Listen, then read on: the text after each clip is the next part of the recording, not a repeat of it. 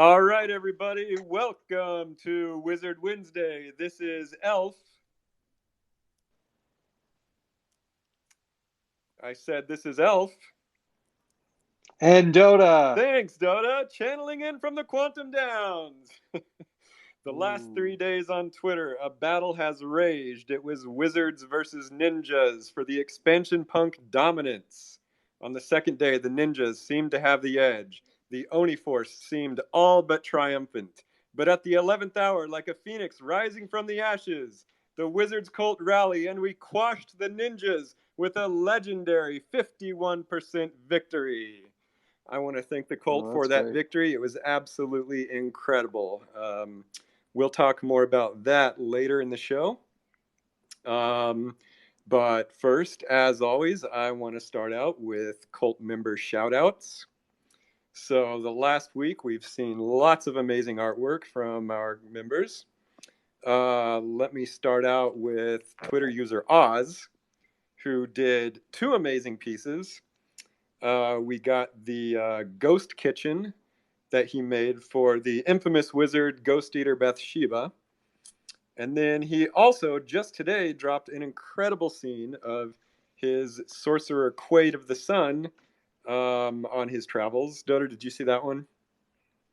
It's so good. I stared at it for longer than I should have. Yeah, it's just beautiful. Yeah, I love his work. Then we had Magus Devon of the Quantum Downs. He commissioned a piece from our favorite CG artist, Trevor Jones, at Yeb Come In. So this is the first time we got to see Magus Devon in full 3D. It's a beautiful GIF. We also had our good friend Magus Tumbaj tweet his friend Brenda with a beautiful painting.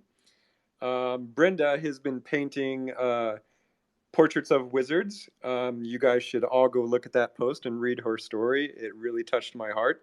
I, for one, am probably going to commission her for a painting, and I would suggest many of you do the same thing and send some love her way. We also had, of course, Tad Major, as always, with some excellent GIFs and animations. He did the hilarious OBJ GIF. He did a wonderful jack-o'-lantern pumpkin animation. And one of my favorites of his is he took Little Nas Zero X's wizard, put it riding a broom, and then we took that and featured it in our first TikTok post. Woohoo, TikTok. Yeah, and we'll talk about that more here in a bit. But it's super exciting, so thanks for Tad Major for that. Always good work. Speaking of always good work, we had Wise Sam the Viper with another great animation of a wizard summoning rain, which summoned a tree, and then the tree burned, and then the rain came back and summoned it again. The whole circle of life was in the animation. We had... I think that was for Summoner Isaac of the Marsh. Yeah, perfect. Exactly. We had Twitter user T-Dog, who apparently his wife hung their wizard in their Treeverse property, which I thought really tied the whole place together. Yeah, I love seeing our wizards in other metas. We had Bard Pezzo of the Canyon with an excellent Labyrinth Goblin King meme. Very cool stuff. The Goblin King is definitely a part of Forgotten Runes metaverse. We had a member of the Kobold Horde. I think he's a member of the Kobold Horde. He's called Belden D or something like that on Twitter. He did this hilarious GIF of the kobolds chanting "One of us, one of us." The Kobold Horde is always up to some antics. And then we had Twitter user TV3636 with just a very simple, beautiful GIF animation of their wizard and their moon staff going through the full phases of the moon. And I think that sums it up for our cult member shout-outs. Dota, do you have any? No, but it does play into one of the things that I worked on this week that I will share. The we added a page for commissions on the website. So let me share that in the Secret Tower. So we're getting some reports that it's hard to hear you, Elf. I can hear you perfectly fine, but a few people in the Discord are saying they can't Oh, hear you. that's terrible. So yeah, I can hear you fine. Okay. We just added a commissions page for the Wizards art. This is a very first draft. If I didn't add you, I apologize. Well, there's a form there to get yourself added, but we've got on there Bread, Wise Sam, Margaret, John Bivens, Oz, Trevor Jones, Tad Major. I know that there's still like a bunch of people who do commissions in our community who aren't there. So this isn't so much the book of lore, of course, right? Like the book of lore, we're still working on. We'll get that as soon as we get the dev done. We can talk more about that today. But the basically, this is a page that where everybody can show off their work, who does commissions, and then also really it's just a place that if you do commissions, you can get listed on this page. And we'll list, your work side by side from the wizard it was derived from. So check out this new page if you want to be on it, or if you want to be taken off of it. Just let me know. And yeah, so check it out. Excellent. Yeah, that sounds great. So yeah, are there any questions about that or anything we've said so far? We've got a few speakers up here. Yeah, if anybody wants to come up on stage, feel free to raise your hand. Yeah, and then just by the way, later in the show, we're going to have Magus Devon give us some lore about his wizard. So I'm really excited about that. We had Alchemist Lumos last week give us lore about his wizard. It was beautiful. So we want to do that more often. We want to highlight wizards on Wizard Wednesday and to talk about their lore. Okay, so yeah, if there's no that's a great idea. Yeah, so every Wednesday, if you want to tell some lore, if anybody wants to volunteer to tell some stories about your wizards, last week Zayla Soul told a story from his. We just loved that. So yeah, I don't want to pass over that. Every week, if anybody wants to share, we've got a slot or two for folks to come in, and so we'll try to get better about being organized about that. But you can just let us know in Discord for now. Yep, definitely. Okay, and yeah, so as I mentioned, Tad Major animated Little Nas Zero X's Wizard, and then we put that in our first TikTok post. So you probably saw earlier in the week, we started a TikTok. We hired a super talented person to handle that. She is currently in the audience, known as Loch Ness Monster. I'm going to let her tell us all about her her operation, but I'll just say right off the bat that when we interviewed her, a few days later, she turned in this amazing, this like pitch deck for us that just outlined her whole plan. I was super impressed by it. She's super professional. What really caught my eye was she used wizardy terms in her pitch. She used magical language, and it just showed me that she really understood what the project was about. And then when she made that hilarious animation song remix and put it on Twitter, I watched that thing 20 times and I laughed every single time. So Loch Ness, without further ado, tell us about yourself and tell us what you're going to do. Hey folks, super excited to join the cult. And hello. I just love how active and dedicated this community is. I've been dabbling in the NFT space for a little bit, but I haven't seen anything as interesting and engaging as the Wizards, and as a wizard / witch myself, IRL. This project definitely sparked some passion within me. So I believe that there's magic brewing every day within this community, and I'm super stoked to see it pop. I'm really here to amplify our voice, our influence in the social vortex, empowering every wizard here to conjure up content, whether it's comedic, whether it's lore-based, a simple meme. I really want us to grow our influence across the space. I feel like this is very much so slept on.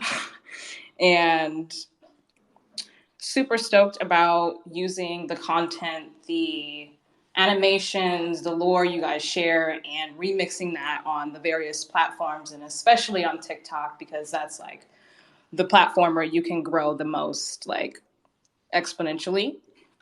And our strategy there is really to use kind of like an invisible cloak, not really having any context as to who we are, what we're doing, just putting wizards up there and making it funny. So we had the remix with the RuPaul sound that's going viral right now. So putting that in the context of the wizard world, the intersection there on TikTok is really untapped, and I believe that we can be influencers in this space, and we can make every wizard an influencer. The influencer space could definitely use us. So, yeah, I'm just having fun making a ton of content, memes, like our pizza meme, super fun to make. So if you have any ideas, anything you want me to remix into social and to publish on our channels, I am so happy. Send me an owl via Discord or here on Twitter, and we can talk about it. Awesome. Yeah, so you can find Loch Ness on our Discord. She's there, and so she'll be around, watching, of course, art and lore, but also you can, send her messages if you want to kind of like bump it up. So Yeah, that little intro you gave, Loch Ness, just sent my mind in like 20 different directions. So, like, the first thing I love about your approach is like that whole invisible cloak post or idea, like, because that's sort of been like a guiding principle of Forgotten Runes from the beginning, is like, you know, keeping the mystery alive, posting things without context, not explaining everything up front. Like, if you're like that little first post you put on TikTok of a wizard like flying around on the broom, dancing to RuPaul, like, if someone comes to that cold, they're just going to be like, what the hell is this? I have no idea, but it's hilarious and I want to know more. I love that. And Yeah, I think that it's going to be really fun to see how many people are like, what is this, as the page grows? Like, who are these people? What are these things? exactly. Yep. And then the other thing I love about it is, like, okay, it's a wizard owned by Little Nas Zero X. Tad Major took that wizard and made an animation to it. Then you took it and synced it to a RuPaul song. And like, so many people were involved in the making of this silly little thing. And so, like, that is the whole nature of this decentralized lore creation project. Um, I just love everything about it. And like, furthermore, it's like our cult has been making really beautiful, sophisticated artwork. They make really high polished animations. They make really elaborate poems and stories. But I also think there's room for these like super silly, ridiculous gifs. Like, there's room for all of it. And I think TikTok is where most of that is going to be, but a lot of that can totally bleed into Twitter and other platforms. Totally, totally. And I think the special thing about the memes and the funny, lighthearted content is that for the people who aren't as adept in the wizard world or in the NFT world, that is our, like, how do you call it? Our link between those two worlds. That's how Yep. we can create that intersection and build Yep. on that. And in our other communities, they can be very educated or become educated rather. And I believe that our Discord community really supports that. When people come in and they say, hey, I just bought a new wizard, the amount of support that they receive is great. And I think that's unique to our community. So using that lighthearted wizard relatable content Yep. really helps like bring those people in. It makes it Absolutely. a lot less intimidating to be in the NFT space. You're absolutely right. Yes. I mean, yeah, our community has been growing. The floor has been rising. Wizards are just on an upward trajectory, and it's all because of the cult and the community. And you guys have been working your magic every day, summoning your wizards within and putting your runes on the door. It's just been like we are the most, I think, organic community, one of the most organic communities out there. And yeah, I mean, I could say more about that, but we had some people just come up. Tad Major, I saw you just came up. Would you like to say anything? Yeah, hey, I'd like to just introduce myself and say hi. It's been such an honor and so fun to do some of these animations, set some banners up, see people starting to use some of the art, seeing it up on Twitter. Kind of like you just said, the community here is so supportive, and our growth has been really focused just from the core group, kind of creating things and having fun with what we're building here. So, I mean, anything that I make, please feel free to share, change, make derivatives of that. Just kind of like watching it all come together. And there's some ongoing things we're working at, some collabs between different people that have been doing some of the artwork together. So it's been a super cool, welcoming, warm space. And I think it's that that community that we have that is really driving this project to grow so well. So it's really cool to be involved in it, and I just really appreciate all the support from this community. Thanks. Yeah, we really love seeing your animations all the time, and yeah, it's really, really great. Yeah, I was really impressed at how well it was synced to that RuPaul song. Loch Ness, did you have to like adjust the timing of the animation to make it fair? Woo. It is a little time consuming, but it is 100% worth it, and I don't mind watching it over and over again to make it happen. I have a lot of other funny TikToks coming out. One that will be dropping like at 3 today, which will be really fun to watch for you guys. But yeah, you do have to sync the sound. I am finding that I did not waste $40,000 on my first year in film school, so that's great because I went on to marketing. But yeah, I am using those skills here. So awesome. That's great. So speaking of Wizard leaving his Roon at the door, we've left our Roon on a wall here in Austin. And you know, acrylic has been leading the charge on these murals, and the first like paint has hit the wall, which is great. We got the images today. Funny story, we actually don't know the address of where that wall is. The artist, you know, she's been telling us about it and sent us the pictures and paint, and you know, has neglected to tell us the actual location. So it's secret even to us. So hopefully we'll find out soon and tell you the exact address. But along those lines, we've also put together a page about like where all the murals are that we have and the ones that we have in progress. But the part that I'm also super excited about is the instructions at the bottom will teach you how to commission your own mural in your city. So we're going to keep doing our own. We want to keep like you know, organizing, but like of course we can only do so many. And I've had a few people reach out and they're like, hey, how do I get a mural made in my city? You know, we've got a few of us who want to like get together and fund it or something. So we've left like super specific instructions on that page on how to do it. Maybe I could talk through it just like super briefly. Yeah, go for it. Yeah, so it's cost, maybe it's not cheap, right? It costs probably between 1,000 to 5,000 depending on your city.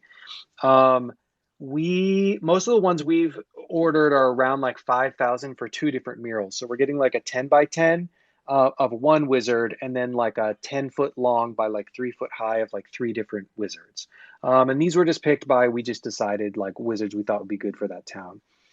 You sometimes can, in theory, like find an artist who will do it just for the cost of paint, right? Especially if you know someone or you know a wall or whatever, you can probably get it done for like a lot cheaper. But you know, if you're just like, no, I want to pay for it, I really want it to be good and want it to happen, the instructions are here. Really, like the basic idea is like pick a wizard, find an artist, find a location, and then like make sure you communicate with them what you want and then pay them. You know, there's a few details that you want to keep in mind. One, just on the location, like we want to make sure wizards are good citizens. So just make sure that like if you pick a wall that kind of the owner wants that image there, it really helps if you show them the image ahead of time, right? I think most of the wizards are really charming and people will want them, but you just have to check. And then some of the artists, they'll also they will find the location for you. Like if you pay someone, generally finding the location is part of kind of the what you're paying them for. We've used Thumbtack. We tried a lot of different places. We tried Craigslist. We tried this. We tried that. Lots of places. There's a website, thumbtack.com. And that's where we found the most success in just like being like pretty reliable, being able to get quotes really easily. So I would just say go to Thumbtack. And then we recommend like reaching out to several because it just takes some time. And on this page, we've written some templates. Like you literally can copy and paste these templates and send them as an email. But I think that like a couple of concerns to keep in mind. One is like you got to tell the artist that it's pixel art and that they don't need to stylize it, right? Like send the image and be like, I want this exactly. And some of the graffiti art that we've seen of like other projects that's like pixel art, they don't like even use a ruler. They just like eyeball it and it looks awful. Like, so we wanted to make sure, like we even put in the template, be super specific about that you want that's pixel art and needs to be a grid and like perfectly straight. Like you have to tell them that. And then the other part is like you need to make sure the location, like the location might be, they might just choose some like random wall where nobody ever walks. You want it to be a good location. And you also want it to last. Sometimes there's like an artist's mural wall and like you don't have to pay, but you're just going to get painted over like a week later. So like you don't want to pay, you know, $3,000 only for it to be like painted over like the next week. So you just need to kind of like double check those things. I try to talk about that in the post.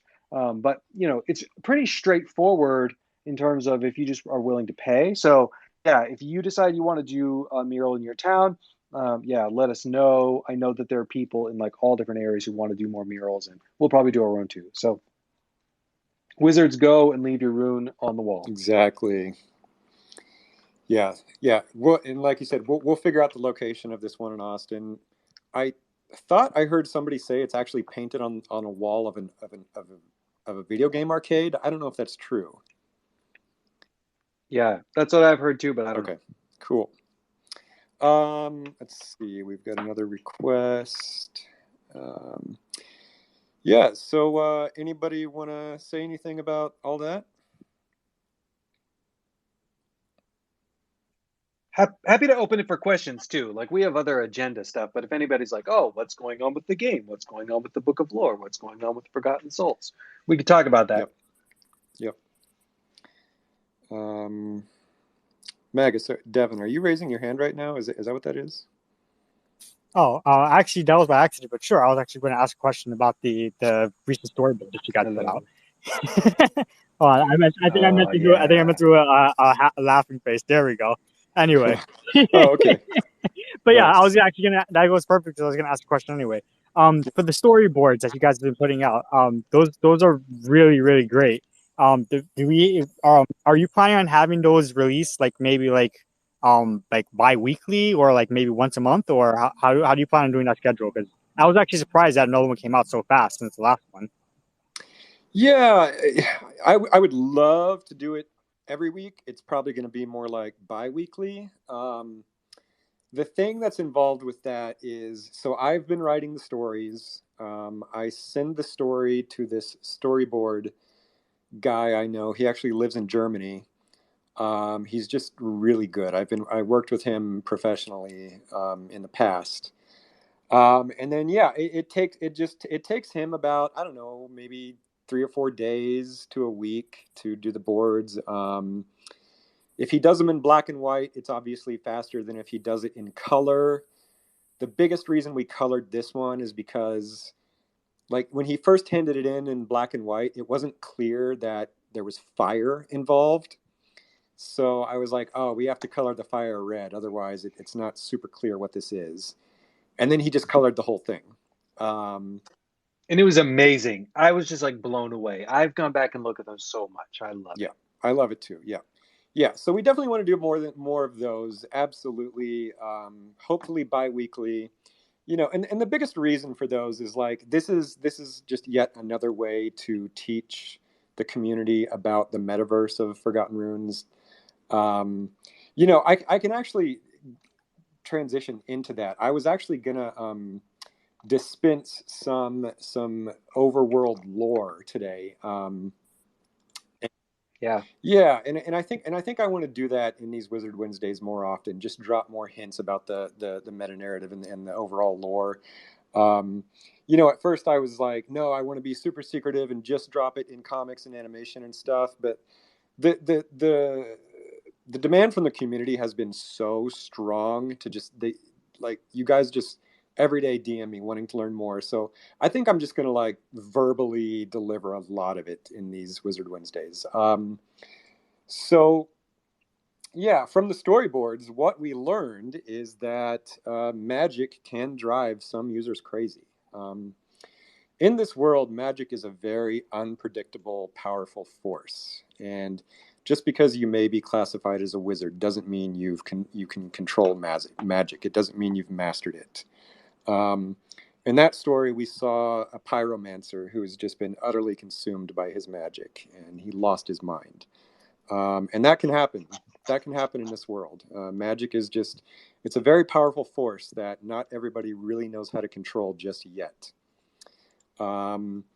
You know, that said, some wizards in this world are definitely masterful, but some, it controls them. So yeah, I could definitely say a lot more about the magic, but another thing I want to talk about as far as the meta narrative is the political factions. So while magic is definitely a big force in this world, politics is also a huge force. Now, a lot of this story and narrative is already sitting right under your nose in the collection. Everything I'm writing is already in the collection. Everything I'm writing is also already on the map. If you study the map and if you study the collection, you'll already know so much about it. Okay, and so as far as the politics is concerned, in the collection, you'll know that there are wizards who have 7 different colored hats. There's yellow, red, blue, green, purple, brown, and white. These are the political factions that run the world of Forgotten Ruins. They all have their own identities. They all have their own strengths and weaknesses. They all cooperate with each other, and they also scheme against each other. There is heavy political intrigue going on constantly in this world. On the map, you can see the Red Wizard Capital, the Yellow Wizard Haven, and the Blue Wizard Bastion. Okay? So what we don't see yet is green, purple, brown, and white. They certainly exist in this world. The map will be expanded to show them. But today, I can tell you exactly who yellow, red, and blue are. We will probably find out more about them in a comic and or animation, but at this moment, I'll tell you what exactly red, blue, and yellow are. Okay, so if you look at the map, we've got the Yellow Wizard Haven. They are situated in Chronomancer's Riviera. You can think of the Riviera as a sort of Cabo San Lucas in Mexico, or the island of Ibiza off of Portugal. This is a place where people go to have fun and spring break. They are youthful, they're hot, and they're sexy. Now, the biggest enemy of youth is time, and this is why they're chronomancers. They manipulate time. They manipulate time so that they can party all day and night, and so that they can stay young. What else is fascinating about it, though, is they are the closest region to the quantum shadow. And I can talk more about the quantum shadow in the future, but I'll say this now. The quantum shadow is the perceived threat in this world. Emphasis on perceived. So how is it that this young, youthful spring break region is so close to the perceived biggest threat of the world? Well, it's because of the Battle Mage Mountains that separates them. The Battle Mage Mountains are who ostensibly is who's protecting this paradise. Okay, so the strengths of the Yellow Wizards are they have vitality, they have stamina, they have energy, they're carefree, they're happy, and they're joyful. Their weaknesses are they're shallow, they're unfocused, they're debaucherous, they're unserious, unlearned, and generally unwise. So that's the Yellow Wizard Haven. That's where the Yellow Wizards hang out. That's the Chronomancer Riviera. Next, we have the Red Wizard Capital. You can see them on the western coast. They're right on the shores of the Salt. The Red Wizard Capital is cosmopolitan. They are elitist. They are wealthy bankers, and they are focused on money. You could think of them similar to New York or Washington, D.C. There's lots of political intrigue happening here, lots of deal making, lots of commerce, and they are sort of a cultural center. Their strengths are they are cunning, they are politically powerful, they are very wealthy, and by leveraging their financial strength, they can get a lot of things done in this world. Their weaknesses are they are elitist and snobby. They are detached from the people. They are wealth obsessed. They are materialistic. They are obsessed in cronyism, and they are oligarchs. And then the final wizard faction we can see on this map is the Blue Wizard Bastion. Now, the Blue Wizards are the academics. They love libraries and learning. They are philosophers and scientists. You can think of them as Athens of ancient Greece. This is where all the learning happens. These wizards are, in fact, the most comfortable with technology. And so, yes, technology does exist in this world. However, technology is generally considered inferior to magic. And I'll talk about more on that relationship later. But the strengths of the Blue Wizards is they are highly intelligent, they are well learned. If anybody could build technology that would challenge magic, it is them. Their weaknesses are they are overly intellectual, they are ivory tower type of academics, meaning they have tons of knowledge, but they rarely apply it to the real world. And so that's the three factions that we will cover today. Next week, I will go over green, purple, brown, and white. But the red, the yellow, and the blue are who a lot of our stories will focus on in the beginning. And like I said, these political alliances are shaky. They are loose. Some people in this world are very adherent to their political factions. Some hate the political factions. Just because you wear a red, yellow, or blue hat doesn't necessarily mean you are devoted to that cause. Just like in our world today, political factions are often fast and loose, or they can be extreme centers of devotion. So yeah, does anybody have any comments or questions about that? No, that was awesome. Got to say that. Awesome, great. Yeah, that was pretty cool. I actually brought a lot of thought of the quantum shadow. I was already kind of thinking about the quantum shadow as being it's a very mysterious, kind of ominous spot on the map. So I already had a clue that there was more to what the quantum shadow was than what initially people probably thought. Yep. Yeah. The quantum shadow is a very mysterious place. I've got it all written down on exactly what it is. I don't want to say just yet, but it's definitely the perceived threat. And all these political factions, if they were focused on one thing, it would be how to deal with the quantum shadow. But like politics today in our world, everybody has a different solution. Everybody thinks it's something different. And so they're never going to agree on how to deal with the quantum shadow. And of course, that is to the quantum shadow's benefit because nobody can unite to fight it. Cool, Dota. What else you got? Because I've got a lot of other things I can say. Sure. First off, yeah, thanks you for sharing those things. I'm so excited to see this world develop, and along those lines, I think just there's a lot of progress in many of the other areas that we've talked about, like operationally. We are still working on the show, the shorts. They're really promising things there, still in development. We also have been meeting about the game with our development partner. So we've even done further further steps have been taken there. We're hoping to kind of have some negotiations with them this week. We're like so excited and so optimistic about that, and we're like really looking forward to telling you guys more about that soon. Something a little bit more near term is the Book of Lore. So again, I want to give a shout out to the Coding Guild folks. So this is like TV, and we've also got Niski, who's been helping me quite a lot. So we should have, I was hoping to have the Book of Lore alpha out by last Friday. I think that's what I said last Wizard Wednesday. It didn't quite happen. So we're working to get kind of the alpha version out. There's lots of really interesting technical things happening there, but I'm very excited to really just memorialize everyone's wizard lore on chain and have that book up and running.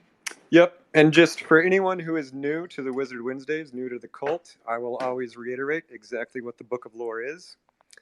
So this is going to be a place on our website where, as a wizard holder, you can connect your MetaMask wallet, and it will know which wizard you own, and you will be able to flip to that page in the Book of Lore and create lore around your wizard, build your wizard up, write stories about them, write poems around them, attach art to them.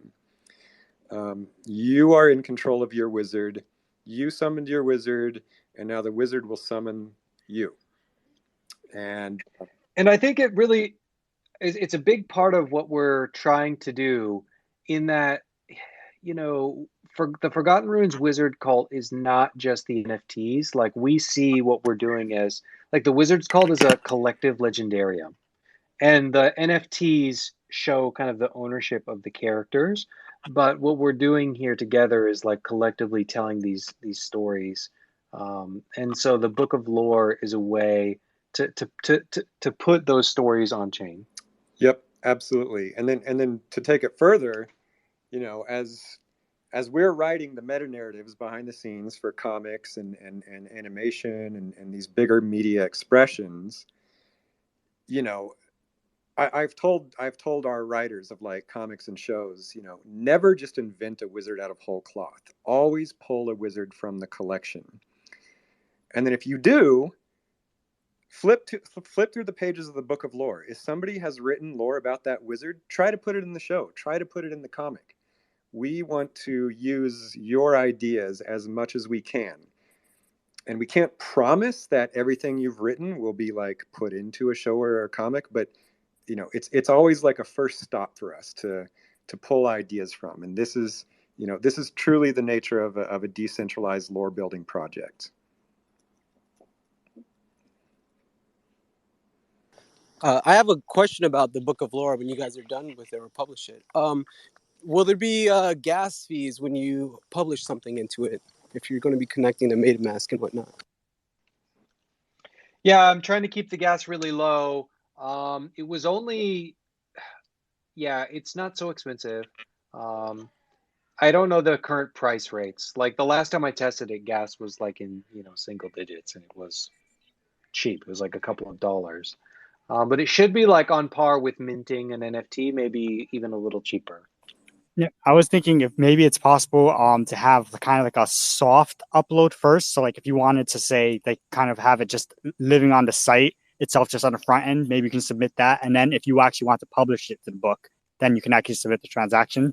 Maybe you can do something like that where you just sign a transaction to just kind of soft publish it.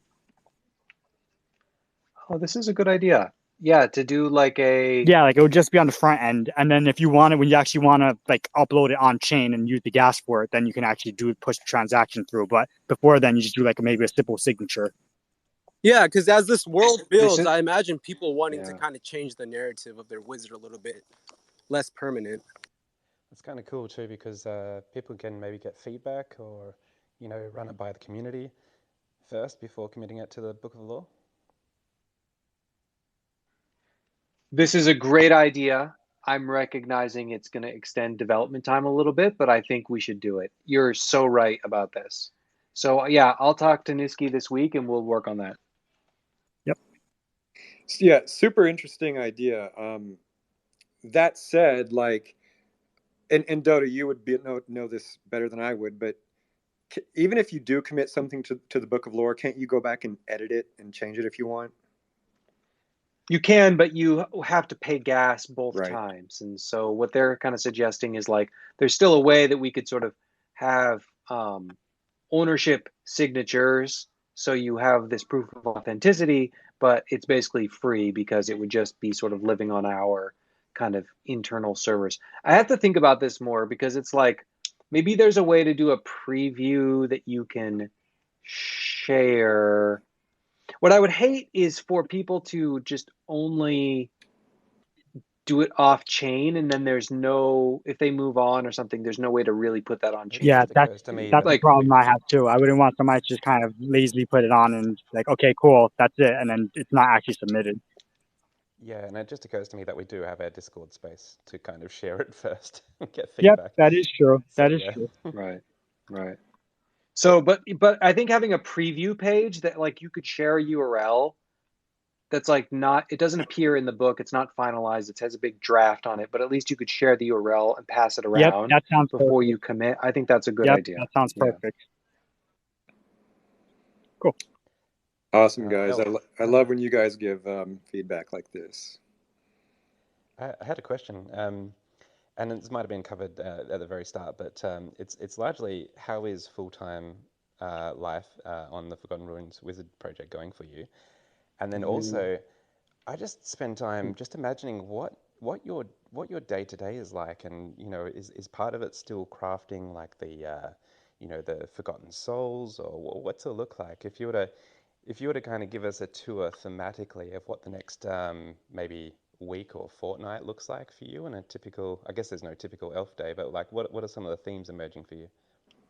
Sure, yeah. So first of all, working on Wizards full time has been the greatest. I absolutely love it. I obsess over it. I think about it 24/7. I dream about it. It's the best. It's a dream come true, honestly. My typical day, okay, it's been roughly, I answer about 5,000 DMs in the morning. Um, I I I check Discord, I check Twitter to see if anyone's adding me. Um, I about the middle of the day, I work on the turnarounds. These have been taking up so much of my time. I can't wait till they're finished. You know, speaking of turnarounds, just real quick, I've got every head finally finished. I've got the front, left side, right side, and back of all those heads finally finished. I want to. Including They philosophers? look great. Yes, Yep. all of them. Every single Yes. wizard is done, and I'm going to put more GIFs on Twitter to show you because I know everybody's like dying to see what their wizard head looks like from all angles. So that's taking up a lot of my time. I'm going to do the bodies next. If I could add to that for Sure. a second, I've commissioned some folks to do a voxelized version of those heads. There's no official plans here, but I just think it's fun when we already have the turnarounds. And so if there's anybody, so I think we have two requests. One is if you know a voxel artist who is good and can take art direction and can help us like convert the heads into voxels, I'd be interested to talk to them. And two, also, well, I mean, Elf will probably get to this, but for the walk cycles, we also could use help for another pixel artist who can help do the walking animation portions. Like he is by hand painting every pixel of every wizard's head in 4 views. So the view that you have already is a 3/4 view. So this is 4 more for every wizard head. Done by Elf himself, not a contractor. But when it comes to kind of, so that's important because the face is the first thing you look at, and it's so particular and detailed. But for the, he's also doing the bodies, but the walk cycles in particular, you know, it's just like you see in classic animation where you have sort of the master artist do the main keyframes, but then you sort of can have other people come in and fill in the in betweens. And so if you know someone, but even that takes a certain level of skill. So if you know someone who's a pixel artist or someone who might help, please reach out to us. Yep. Yeah, I've reached out a few, and the biggest problem I'm finding is that the work is just tedious and kind of boring. Making these wizards walk, it's not like fun and creative. It's just kind of you just got to like sit down and do it. And so even though I'm reaching out to really talented artists, when they finally get the assignment, they're like, oh God, I don't want to do this. This is so boring. So yeah. Anyway, so yeah, so a lot of pixel pushing, and then at nights is when I usually write more of the lore and the meta narrative of the entire world. So yeah, so that's mostly been my days. But yeah, like I said, I'm loving every minute of it, and yeah, it's the project of a lifetime for me.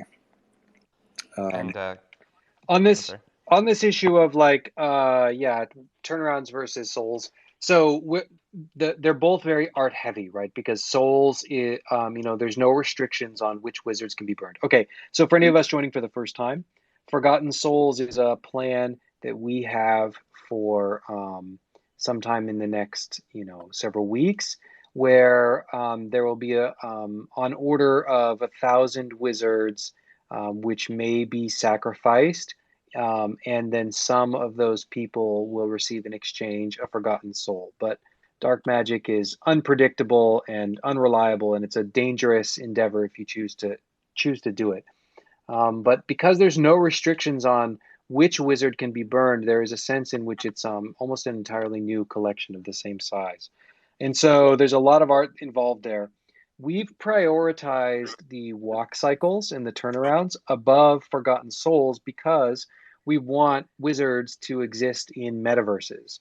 So, we've had conversations with some of the metaverses in 2D that you've seen. So we've had this isn't a commitment from their side, but I can tell you we've had conversations with Loopify and Treeverse. We've had conversations with regards to Atlas.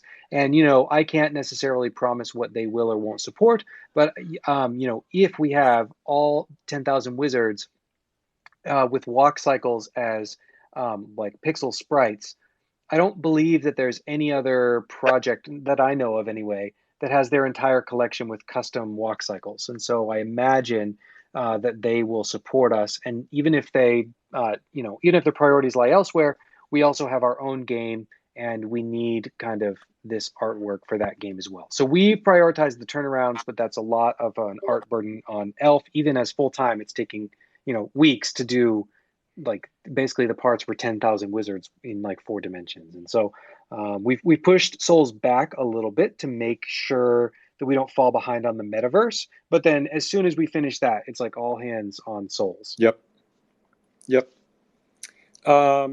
Okay, so I want to give Magus Devin a chance to give his lore, but before I do, I just want to check off one more item on my list. And I just want to quickly mention that Expansion Punks poll and what it means to me. So you guys, the cult, just really stepped up on that. And here's what's so impressive about that. The Oni Force has 30,000 followers on Twitter. We've got 6,000 followers on Twitter. We beat them. They are ranked, I think I checked today, number 3 on OpenSea. We beat them. And so what that says to me is our project is one of the most organic, real projects out there. I feel like all these other projects are just paper tigers. They're pump and dumps. They're not real. They're like majority just like bots. And so our cult is solid. It is an unbreakable foundation of real committed people. And this gives me extraordinary amounts of hope for the longevity of this project. I think once we drop our metaverse and Forgotten Souls and the animation and the comic and everything we've got on our roadmap, we're going to be blue chip. And I'm so glad that we didn't blow up too fast, that we didn't just have a blow off top and then get forgotten about. Like, we have taken our time to build a real solid community, and I am just so impressed by all of you. We beat the ninjas. There's no limit to how far we can go. So I just wanted to say thank you for that. Okay, Magus Devin, you have been a very prominent wizard from the very beginning. Yep. I mean, your lizard, your your wizard is legendary status now. Can Yep. you tell us more about who Magus Devon of the Quantum Downs is? Yes, yeah, of course. So sure some of you know, but I know there's some new people here. So I'm Magus Devon of the Quantum Down is the very first wizard that I ended up getting when coming into the Wizards Guild. Um, it- she spoke out to me immediately when I saw her from the collection, and I had to get her. She's uh quite a quiet wizard. She lives in the Quantum Downs. She runs a shop of her own. The shop that she runs is actually a shop of otherworldly goods. She uses her quantum mushrooms that she actually grows on the Quantum Down in order to perceive other worlds and other realities. And with the help of her familiar Asp, his name is Spinner. He can actually traverse into those alternate realities that she's perceiving, and with the help of her Rune of Mercury, she's actually able to keep conversation with him, and kind of direct him to where he needs to go in order to get items of value. And so she's able to kind of collect those items of value and keep them in her shop that she sells. She sells to patrons who come around. Um, and she also really loves. She used to go adventuring on her own a little bit, but she's not. Because of her magic that she focuses on is more. She likes. She's not a very powerful wizard. She focuses her magic mostly on her ability to utilize her quantum mushrooms to the fullest. So it's mostly more for kind of like learning and for exploring other worlds and such. So she definitely likes the exploration and adventure portion of it, but when it comes to actually combat, she's not too well on that. She used to actually kind of travel around and use trinkets that she would get from her other worlds in order to combat creatures. So maybe she doesn't know how to do. She's not doing like fire spells or thunder spells or anything, but hey, maybe she came to our world and got a rocket launcher, and she uses that, and it's not quite as powerful as using like Elf said, that if there's technology, it may not be as strong as using spells. So I wouldn't imagine it being too powerful trying to use a rocket launcher on, say, a dragon, but you can maybe deal some damage to it. But after a while, that kind of got a bit tedious, and after she got a bit more used to finding items of value from other worlds, and got a bit more reputation from people as this wizard is going around, this mage is going around and kind of with these odd trinkets, and people had they found them really valuable. So she decided, hey, I can open up a shop for this kind of things. A lot of people want them. So now she just lives a comfortable life in the Quantum Downs with her shop, selling useful items, whether it be powerful trinkets from alternate realities, or maybe even just something fun like a stuffed animal from a creature that doesn't actually exist in the Forgotten Ruins world. And so she also loves, as she doesn't explore and adventure too much in Forgotten Ruins world herself, since she spends most of her time now just exploring other worlds with the help of her quantum mushrooms. She does still like to hear about more stories especially from if there's any powerful wizards that are able to fight, maybe go on adventures in some dangerous areas that she would never explore. She's interested in hearing all of those stories from. There's so many different wizards in the world that they have so many unique stories to them. So if they drop by and and there's something that catches their eye, she's okay with giving nice, very generous discounts to anybody who wants to share their stories and share their tales with her. And she's actually she wants to keep she keeps down kind of her own book of lore from all the patrons who come around and want to share their stories with her, and she's interested in documenting all of their tales, and hopefully one day wants to publish her own book of all these interesting tales that she's found that people have told her from along the way. I love it. I love so much about it. My first impressions are, I love how she's like really focused on her quantum mushrooms. One thing that's cool about the collection is like some wizards straight up have spells. But some wizards just have like a magical item that they're holding, and Magus Devon has a quantum mushroom, and it's extremely powerful. So I think that's super cool. I love that she runs a shop. I love that she's got her own book of lore going.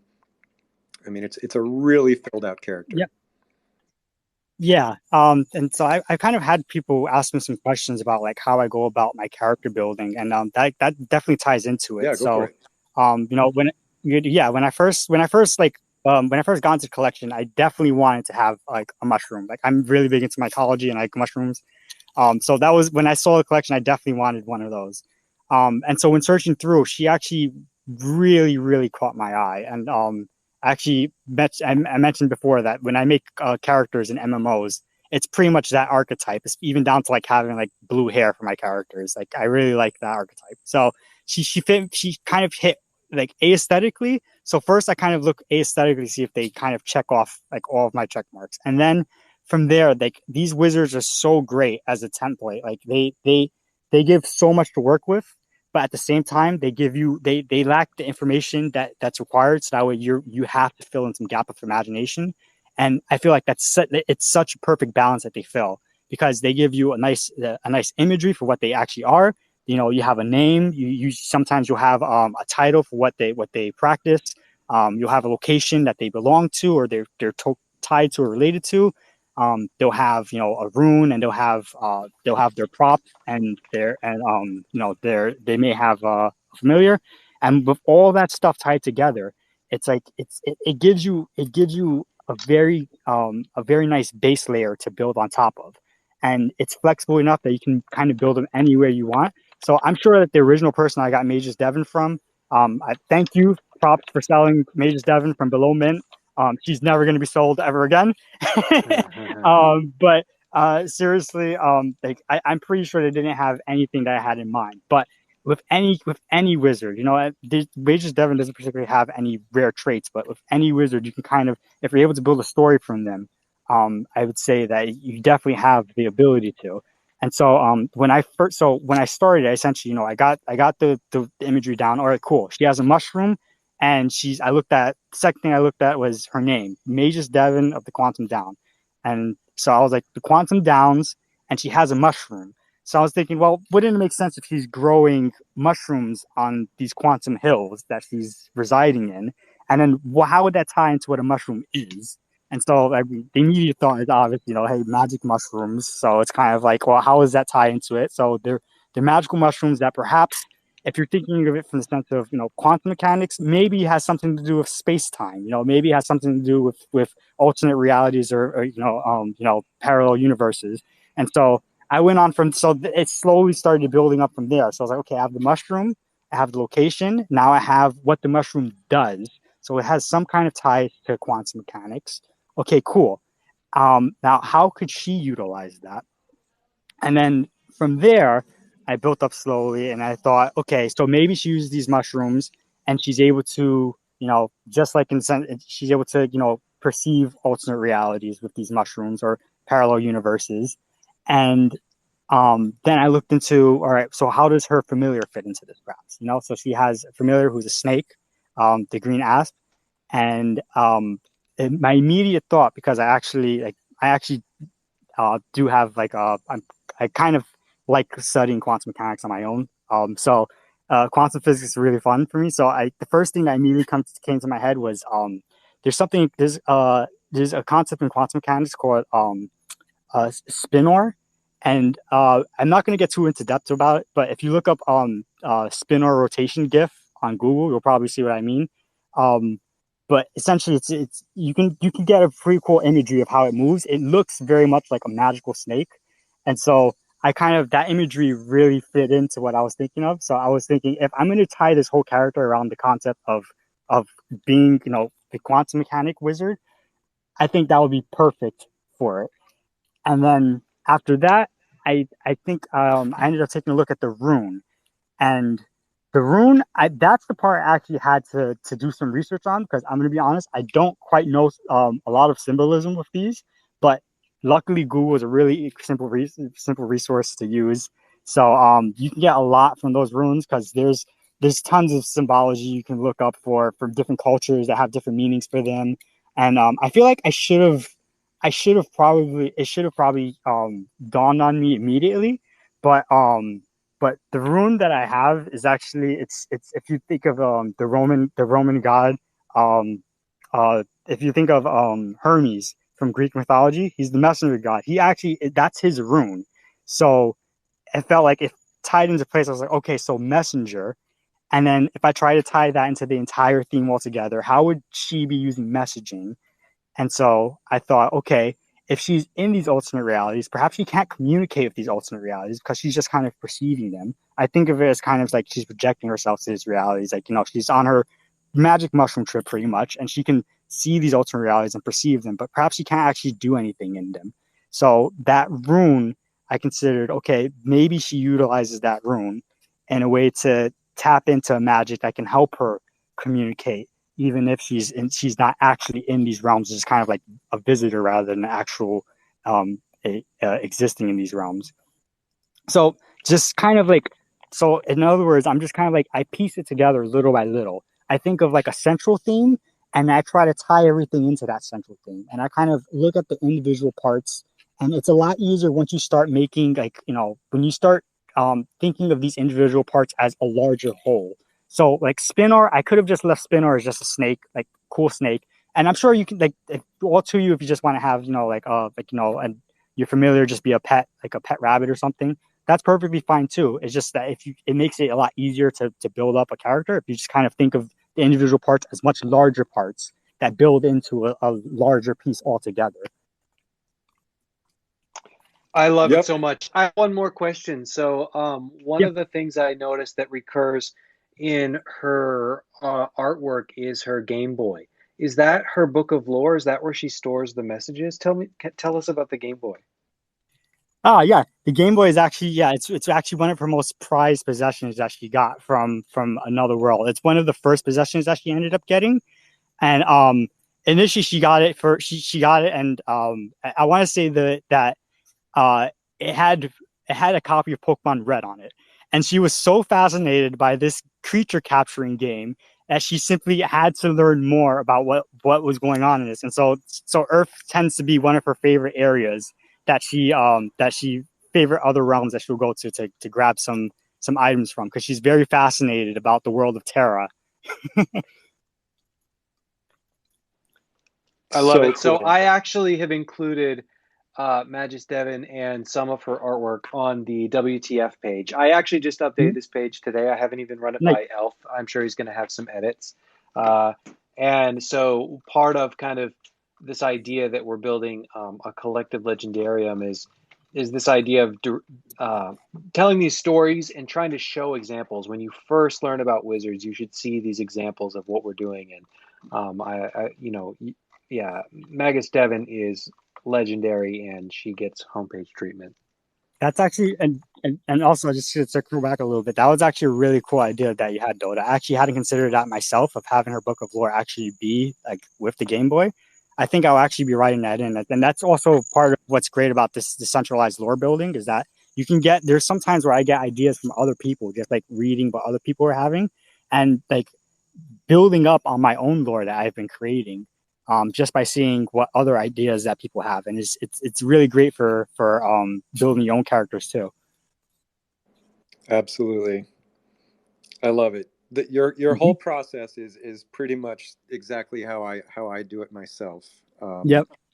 It's just sort of free association between images and ideas and concepts, and just like mixing and matching things. And when we put the affinity feature in our generator, the result of that was it sort of helped put these more coherent stories within each wizard. So yeah, I love your process. That's pretty much how I do it myself. Thank you. Yep. Yep. Yeah. Does anybody else have anything to say or questions for Magus Devon? Yeah, I think it's dope that she has the Mercury rune, because the symbolism behind Mercury is that he's kind of like the guardian or the messenger between worlds. So that like Yep. fits in kind of perfect. Exactly. That's what I thought too. It fit in perfectly. And like I said, I didn't even know before I actually was doing the lore building. Like I knew the quantum mechanics part of it because that's my geeky kind of area, and I knew the mycelium part of it because I like that too. But when it comes to actual like the symbology behind that rune, I was completely blank. But it just took a quick Google search, and then it was like it clicked together really well. And I was like, I can definitely use this in the lore that I'm building. Right. And even if I didn't initially had the idea of using it, I was able to incorporate it, and it made it a lot more. I want to say it gave it a lot more depth to that lore just because I was able to incorporate that really well. And I feel like runes are really great because there's symbolism, and there's so many different cultures that have so many different meanings for them that they're actually one of the most flexible parts I think that that you can use. And of course, I say this too to other people when they ask like what are the runes for. Your rune doesn't have to be important either if you're making your character. It can just be, if anything, some wizards may just like it as a cool accessory, similar to like a tattoo that looks awesome. Like that's cool. All power to you. Yep, absolutely. So awesome. Yeah, to me it's really cool also how like when we were making this collection, I really wanted to respect what the generator gave us. I mean, we took a lot of passes with it, but I always still wanted to consider the generator like a real member of the team. And so one of the coolest things that the generator did was it like put pieces together that you would normally think don't go together at all. And so when it does that, you have to like, you're forced to be like, okay, well, what does this extra piece mean? What does this rune mean? Normally I wouldn't have put this rune with this wizard, but the generator did it. So now I have to like figure out how to make it work. And that just creates like, it pushes your brain into whole new territory. It pushes your brain out of the box, and whole new original creations occur with that. I can't wait until we get like a virtual human assistant or some kind of oracle, and we'll have like our very own Forgotten Runes oracle that we can like endow with that. Yeah, totally. Super cool. I can't let you do that, Tom Job. It just turns on you. Okay, so we're coming up on the end of the hour, but before we go, is there anyone else in the audience who would like to say something? Any questions, comments, concerns? Raise your hand. Looks like, we got one request. Okay. Looks like a member of the Kobold Horde is coming up. Be careful, guys. Hello. Hello. How's it going? Hey, everybody. This is Jitsi from the Discord. I've also known as Flash Step, but I really just wanted to... Hey, Jitsi. Hey, how's it going? What's up? I really just wanted to hop on and kind of just say, like every single time that I go through like the Twitter and kind of like look through everything, whenever someone's looking at the code or curious about what's happening out being on chain, I always see Dota responding and someone being so excited about how it was coded. So I really just wanted to shout out to you to be like, I have no idea from the technical side how this is done, obviously, but everyone seems to be really intrigued and appreciates what you've done for the project. And I think I just wanted to give you like, a nod that's awesome, and a side that I don't understand, but so cool, because I think if we're talking about a long-term play, it's so important to have that side of everything, right? And I can, talk about until I'm blue in the face how much I love the art that Elf has put together.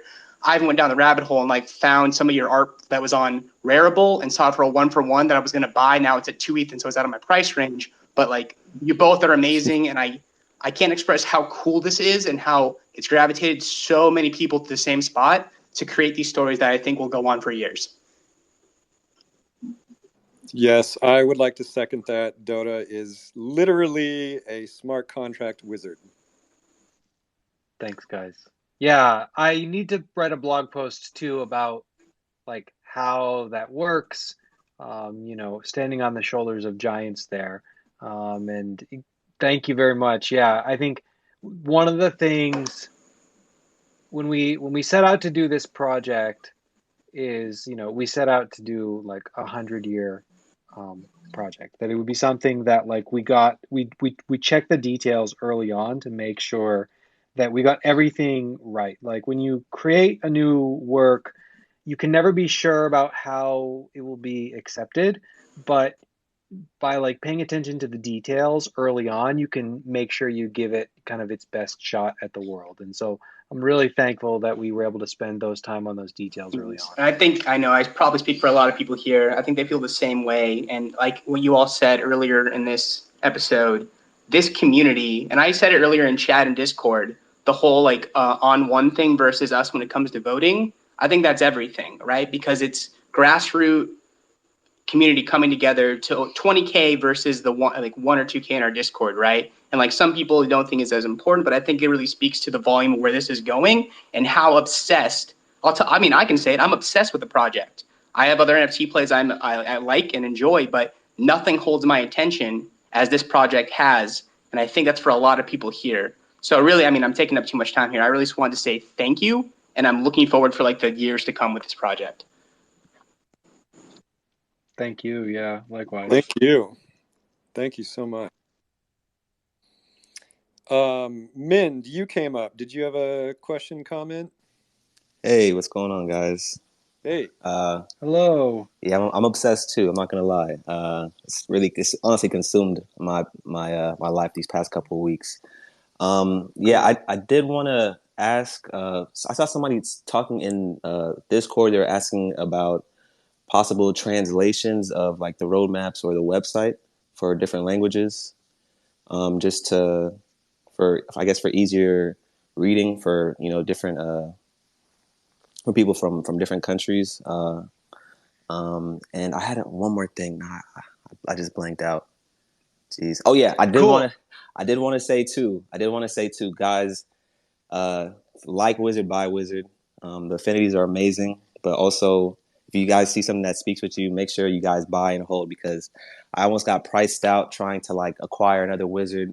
So if you guys just like something, just hold it down, because I just feel like the trajectory of this project is just so crazy that you don't want to like try to buy something and sell something, and the next thing you know, you're priced out. So, and that's what's happening to me, because I had a wizard that I liked, and I felt attached to another wizard, and now I got priced out. So I had to I bought another wizard, but I just regret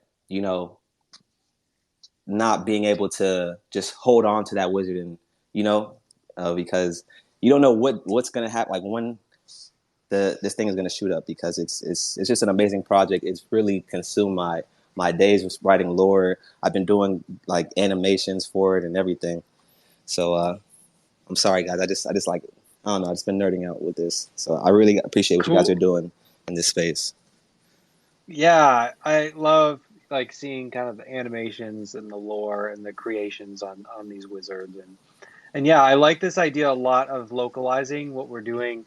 Because I'll notice sometimes, for example, like I'll go to bed and then we'll get up and there'll be sort of activity, but it's not even, it's not people who live whatever in the U.S. or even speak English. And so I think being able to kind of open up our website to that is a great idea. So folks who are listening in, I only know English. And so if you're listening in and you want to kind of help out and translate some of the key pages, our website's not so big yet. And so I would love for some help in kind of making that happen. So just DM me on Discord and we'll chat. Yeah, I mean, speaking of that, we do have one person named, I think it's Chikashi Kato, who I believe this person translated us into Japanese. Yeah, he's Japanese. Yeah. So if you're in the audience, thank you for doing that. Super awesome. But yeah, we're definitely open to any other languages. I also only know English, typical American. But yeah, if you guys are translators, then please feel free to translate away. Cool. On that. Yeah, go for it. Yeah, on that. The website is being built around, a lot of the documentation is around markdown files. And so, yeah, I will work on getting localized versions of any of those markdown files. So if you're not familiar, markdown is like a syntax that's, it's a little bit harder than Google Docs, but not much. And so really anyone who wants to create pages, or if there's documentation or you want to do contributions, we're trying to make that very easy. You can do that from our GitHub repo. The Forgotten Runes website is totally open source. So that's everything from these documentation pages to even the summoning, all of not only the game engine and the game assets and the MetaMask configuration, it's all there.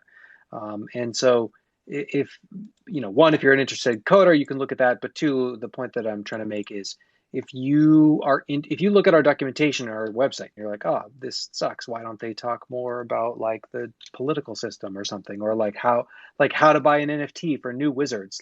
Please. I spent basically all day with acrylic rewriting a lot of these pages, rewriting the WTF page, rewriting about the murals and the roadmap and the commissions and the summoning. And so if you have knowledge that you find a lot of people are coming into Discord, they're asking the same questions. One of the things is about affinity, right? We haven't written about affinity on the website at all. And so if you are the sort of person who is good at writing and you want to contribute, again, DM me, we'll talk, and we can get that up on the website. I'm working on doing those things regardless, but I'd love some help. Excellent. Okay, I think we're going to wrap this up. Thanks, guys, for coming to Wizard Wednesday. I will try to get this uploaded to our SoundCloud. But until next Wednesday, this has been Elf and Dota, channeling out from the Quantum Downs. See you later. Bye.